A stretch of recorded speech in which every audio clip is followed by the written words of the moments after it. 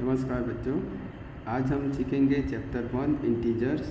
उसमें आगे पढ़ेंगे multiplication of integers, multiplication of positive and negative integers. अगर हम कोई पॉजिटिव और नेगेटिव इंटीजर का मल्टीप्लिकेशन करेंगे तो क्या आएगा वो आप देखेंगे। तो सबसे हम पहले एक वैल्यू ले लेते हैं 5, उसको मल्टीप्लाई करेंगे -3 के साथ। तो आप देखिए 5 पॉजिटिव इंटीजर है, -3 नेगेटिव इंटीजर है। तो हमको कुछ नहीं करना है, क्या करना है 5 × 3 आंसर आएगा 5 3 × 15। और हम जब भी पॉजिटिव एंड नेगेटिव इंटीजर का मल्टीप्लिकेशन करेंगे तो उसमें साइन आएगा नेगेटिव। इसी तरह हम एक और वैल्यू ले लेते हैं -2 × 7। तो क्या करना है 2 7 जा 14 और साइन रहेगा माइनस। तो इसमें हम कह सकते हैं कि जब भी हम पॉजिटिव एंड नेगेटिव इंटीजर का मल्टीप्लिकेशन करेंगे तो आंसर हमारा आएगा नेगेटिव। आगे पढ़ेंगे मल्टीप्लिकेशन ऑफ 2 नेगेटिव इंटीजर्स। यहाँ पे देखिए मैंने 2 नेगेटिव इंटीजर लिया है -5 -6 = इसमें आपको करना क्या है 5 6 जा 30। तो जब भी हम 2 नेगेटिव इंटीजर को मल्टीप्लाई करेंगे तो आंसर आएगा पॉजिटिव। जैसे -5 × 6 5 6 जा 30 तो +16। एक और एग्जांपल लेते हैं -3 × -8।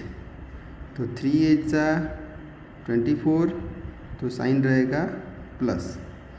इसका मतलब है कि जब हम मल्टीप्लिकेशन ऑफ 2 नेगेटिव इंटीजर करेंगे तो आंसर पॉजिटिव आएगा।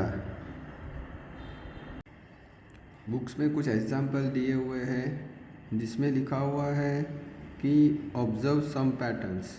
तो यहाँ हम देखेंगे कि starting from 3 × 5 and find -3 and find and observe some patterns.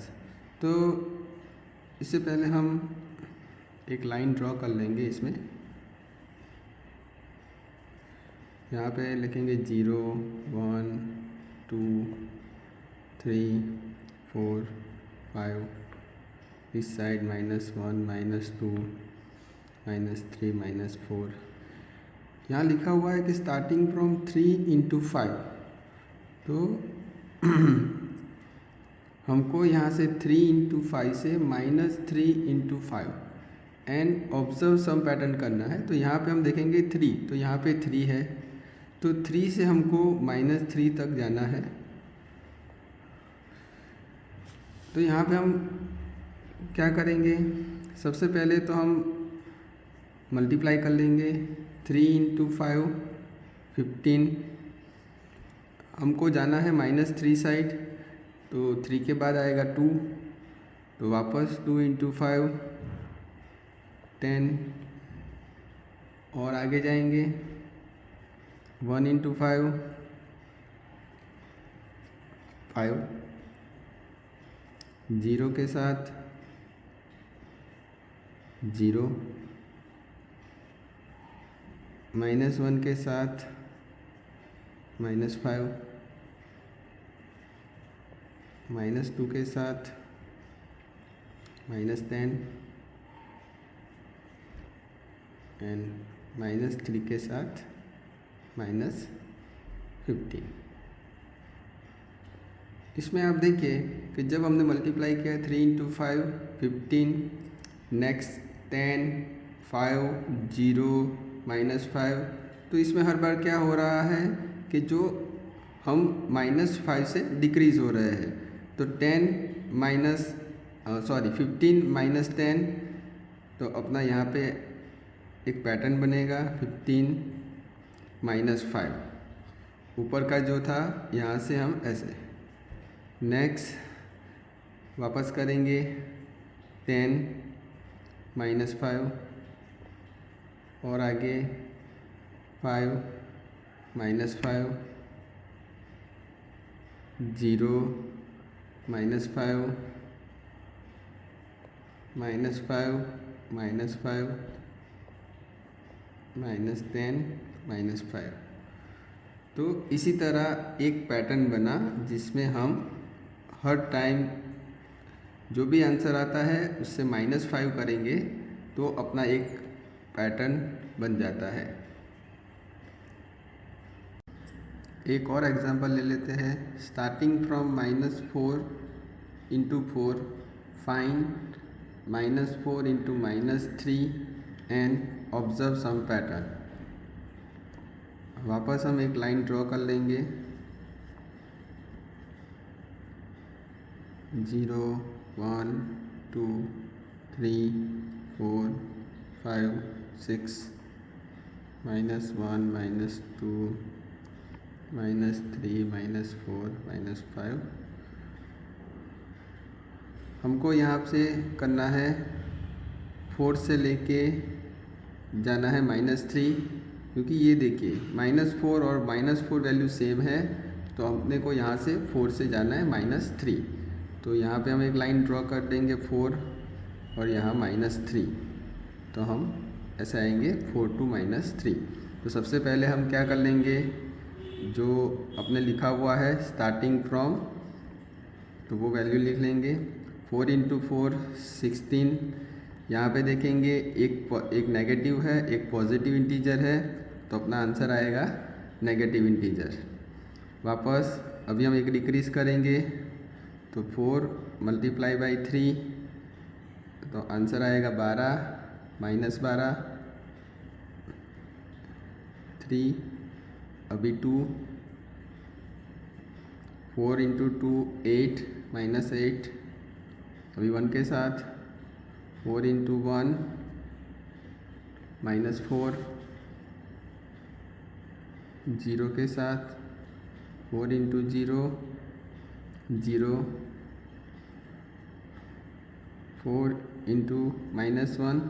यहाँ पे हम देखेंगे 4, ये भी नेगेटिव इंटीजर है, ये भी नेगेटिव इंटीजर है। सबसे पहले क्या कर लेंगे, 4 ×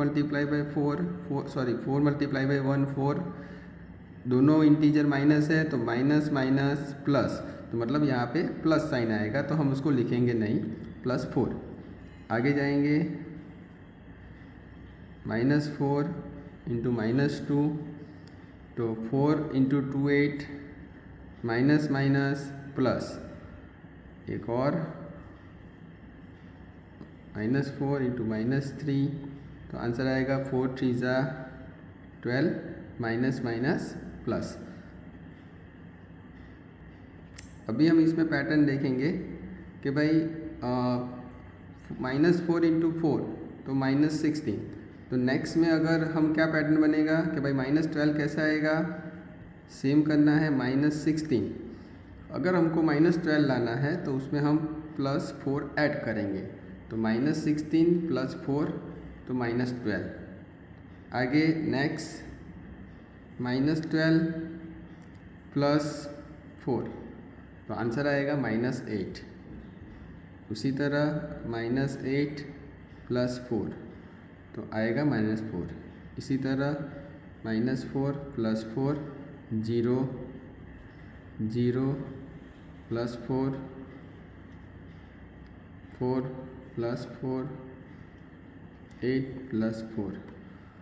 तो हमने यहाँ देखा कि एक पैटर्न बन रही है +4 की,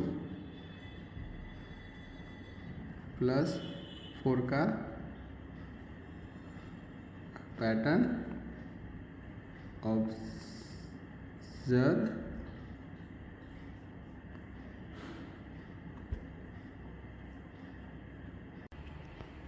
अभी हम पढ़ेंगे property of multiplication of integer. उसमें प्लस है क्लोजर अंडर मल्टीप्लिकेशन। इसमें हम दो इंटीजर का मल्टीप्लिकेशन करेंगे, जैसे -1 × 5, आंसर आएगा -5। एक और एग्जांपल ले लेते हैं, -2 × -3, तो 2 × 3 6 माइनस माइनस प्लस। ये है आपका closure under multiplication. Next commutative of multiplication. इसमें है कि अगर आपने मल्टीप्लिकेशन किया 4 इंटू -3, तो आपका आंसर आएगा 4 3 12 -12। अगर आप ये दो वैल्यू को इंटरचेंज कर लेते हो, जैसे कि -3 मल्टीप्लाई बाई 4, तो 3 4 12, आंसर आएगा -12। तो कम्यूटेटिव ऑफ मल्टीप्लिकेशन क्या है कि अगर आप 4 मल्टीप्लाई बाई -3 करो कि -3 इंटू 4 करो, आपका आंसर सेम रहेगा। This is called commutative of multiplication. Next देखेंगे मल्टीप्लिकेशन बाय ज़ीरो। किसी भी वैल्यू का आप ज़ीरो के साथ मल्टीप्लाई करते हो, आंसर ज़ीरो रहेगा, चाहे वो नेगेटिव इंटीजर हो कि पॉजिटिव इंटीजर हो, आंसर आपका सेम रहेगा, zero. This is called multiplication by zero. आगे पढ़ेंगे मल्टीप्लिकेटिव आइडेंटिटी। किसी भी इंटीजर के साथ अगर हम 1 को मल्टीप्लाई करेंगे तो आंसर सेम रहेगा, मतलब जो इंटीजर है वही, मतलब -5 इंटू 1 -5,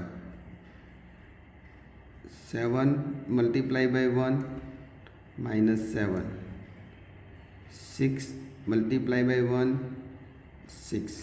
तो 1 को हम बोलेंगे मल्टीप्लिकेटिव आइडेंटिटी।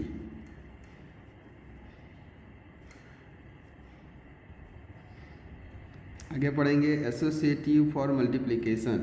अगर हम 2 से ज़्यादा इंटीजर का मल्टीप्लिकेशन करते हैं, जैसे नंबर ले लेता हूँ -3 -2 एंड 5, तो पहले मैं क्या कर लेता हूँ, सभी का मल्टीप्लिकेशन का इंटू 5। अभी हम मैं क्या करूँगा, ये दोनों का ग्रुप बना दूँगा।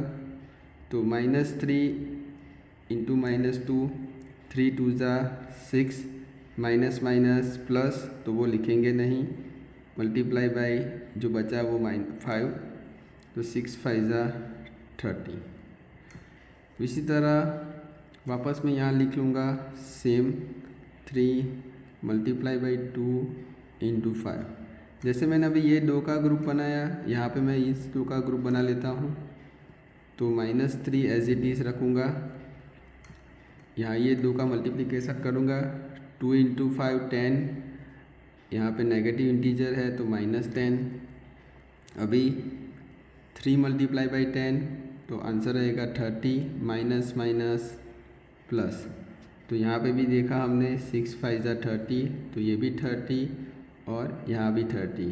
तो मतलब इसमें कहने का मतलब अगर यही है कि अगर आप 2 से ज़्यादा इंटीजर का मल्टीप्लिकेशन करते हो, तो चाहे वो किसी भी ऑर्डर में करो, आपका आंसर सेम आएगा। This is called associative for multiplication. Next है डिस्ट्रीब्यूटिव प्रॉपर्टी। ये इम्पोर्टेंट है।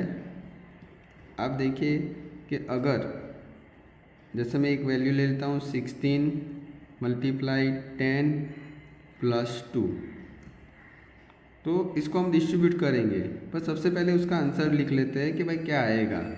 तो यहाँ पे हम ब्रैकेट में जो पहले है उसका वैल्यू कैलकुलेशन कर लेंगे। तो 16 as it is, 16 into 10 plus 2 12, और अपना आंसर आएगा 192। अभी डिस्ट्रीब्यूटिव प्रॉपर्टी क्या है मैं आपको समझाता हूँ कि 16 इंटू 10 प्लस 2 हम इसको डिस्ट्रीब्यूट करेंगे। तो आपको क्या करना है, सबसे पहले